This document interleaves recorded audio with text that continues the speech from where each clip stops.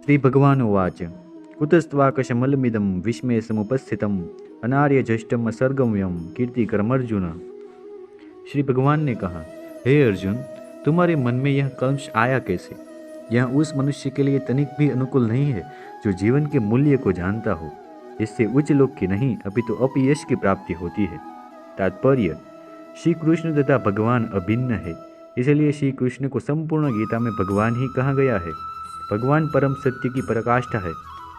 परम सत्य का बोध ज्ञान की 3 अवस्थाओं में होता है। ब्रह्म या निर्विशेष सर्वव्यापी चेतना, परमात्मा या भगवान का अंतर्यामी रूप जो समस्त जीवों के हृदय में है, तथा भगवान या श्री भगवान कृष्ण। श्रीमद् भागवत में परम सत्य की यह धारणा इस प्रकार बताई गई है। वदन्ति ततत्त्वविदस्त्वं यज्ञानमद्यहं ब्रह्मेति परमामेति भगवानिति शब्दत्ये। सत्य का ज्ञाता परम सत्य का अनुभव ज्ञान की 3 अवस्थाओं में करता है, और ये सब अवस्थाएं एक रूप है। ये ब्रह्म, परमात्मा तथा भगवान के रूप में व्यक्त की जाती है। इन 3 दिव्य पक्षों को सूर्य के दृष्टांत द्वारा समझाया जा सकता है, क्योंकि उसके भी 3 भिन्न पक्ष होते हैं, यथा धूप, सूर्य की सतह तथा सूर्य लोक स्वयं। जो सूर्य के प्रकाश का अध्ययन करता है वह नौसिखिया है। जो सूर्य की सतह को समझता है वह कुछ आगे बढ़ा हुआ होता है, और जो सूर्य लोक में प्रवेश करता है वह उच्चतम ज्ञानी है। जो नौसिखिया सूर्य प्रकाश, उसकी विश्वव्याप्ति तथा उसकी निर्विशेष प्रकृति के अखंड तेज के ज्ञान से ही तुष्ट हो जाता है, वह उस व्यक्ति के समान है जो परम सत्य के ब्रह्म रूप को ही समझ सकता है। जो व्यक्ति कुछ अधिक जानकार है वह सूर्य गोले के विषय में जान सकता है, जिसकी तुलना परम सत्य के परमात्मा स्वरूप से की जाती है। जो व्यक्ति सूर्य लोक के अंतर में प्रवेश कर सकता है, उसकी तुलना उससे की जाती है जो परम सत्य के साक्षात रूप की अनुभूति प्राप्त करता है। अतः जिन भक्तों ने परम सत्य के भगवान स्वरूप का साक्षात्कार किया है वे सर्वोच्च आध्यात्मवादी है। यद्यपि परम सत्य के अध्ययन में रत सारे विद्यार्थी एक ही विषय के अध्ययन में लगे हुए हैं।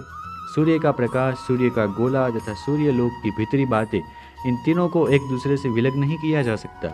फिर भी तीनों अवस्थाओं के अध्येता एक ही श्रेणी के नहीं होते। संस्कृत शब्द भगवान की व्यासदेव के पिता पराशर मुनि ने की है। समस्त धन, शक्ति, यश, सौंदर्य, ज्ञान तथा त्याग से युक्त परम पुरुष भगवान कहलाता है। जैसे अनेक व्यक्ति है जो अत्यंत धनी है, अत्यंत शक्तिमान है, अत्यंत सुंदर है और अत्यंत विख्यात, विद्वान तथा विरक्त भी है, किंतु कोई साधिकार यह नहीं कह सकता कि उसके पास सारा धन, शक्ति आदि है। एकमात्र कृष्ण ही ऐसा दावा कर सकते हैं, क्योंकि वे भगवान है। ब्रह्मा, शिव या नारायण सहित कोई भी जीव कृष्ण के समान पूर्ण ऐश्वर्यवान नहीं है। अतः ब्रह्म संहिता में स्वयं ब्रह्मा जी का निर्णय है कि कृष्ण स्वयं भगवान है, न तो कोई उनके तुल्य है न उनसे बढ़कर है। वे आदि स्वामी या भगवान है, गोविंद रूप में जाने जाते हैं और समस्त कारणों के परम कारण है। ईश्वरः परमः कृष्णः सच्चिदानंद विग्रहः चिरादि गोविंदः सर्व कारण कारणम।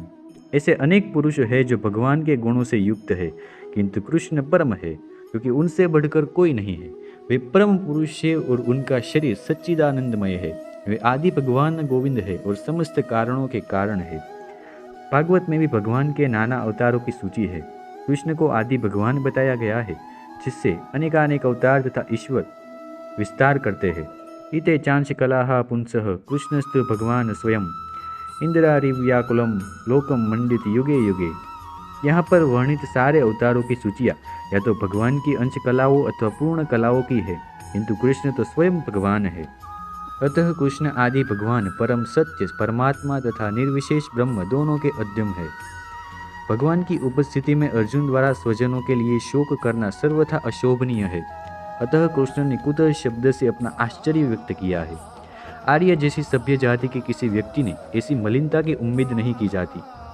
आर्य शब्द उन व्यक्तियों पर लागू होता है जो जीवन के मूल्यों को जानते हैं और जिसकी सभ्यता आत्म साक्षात्कार पर निर्भर करती है। यह आत्म बुद्धि से प्रेरित मनुष्य को यह ज्ञान नहीं रहता कि जीवन का उद्देश्य परम सत्य विष्णु या भगवान का साक्षात्कार है। वे तो भौतिक जगत के बाह्य स्वरूप से मोहित हो जाते हैं। अतः वे यह नहीं समझ पाते कि मुक्ति क्या है। जिन पुरुषों को भौतिक बंधन से मुक्ति का कोई ज्ञान नहीं होता वे अनार्य कहलाते हैं। यद्यपि अर्जुन क्षत्रिय था, किंतु युद्ध से विचलित होकर वह अपने कर्तव्य से च्युत हो रहा था। उसकी यह कायरता अनार्यों के लिए ही शोभा देने वाली हो सकती है। कर्तव्य पथ से इस प्रकार का विचलन न तो आध्यात्मिक जीवन की प्रगति करने में सहायक बनता है, न ही इससे संसार में ख्याति प्राप्त की जा सकती है। भगवान कृष्ण ने अर्जुन द्वारा अपने स्वजनों पर इस प्रकार की करुणा का अनुमोदन नहीं किया।